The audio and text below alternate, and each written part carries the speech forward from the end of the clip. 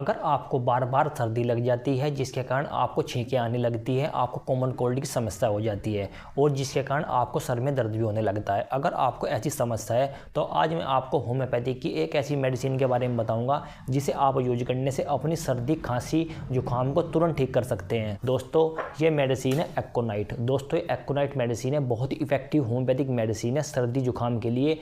आप इसे 30 पोटेंसी में डायरेक्ट आप अपनी टंग पे ऐसे 2 बूंद टपका सकते हैं। आप इसे दिन में 3 बार इस्तेमाल करें, सुबह, दोपहर, शाम, तो आपकी बॉडी पर इसके बहुत ही अच्छे इफेक्टिव रिजल्ट मिलेंगे। आपकी सर्दी तुरंत ठीक हो जाएगी। दोस्तों, अगर आपको बार बार ऐसी समस्या होती है, आप इस मेडिसिन को कंटिन्यू भी यूज कर सकते हैं। अगर आपको मेरी दी हुई जानकारी अच्छी लगी हो तो आप मेरे चैनल को प्लीज़ सब्सक्राइब करें, वीडियो लाइक करें। Thank you so much.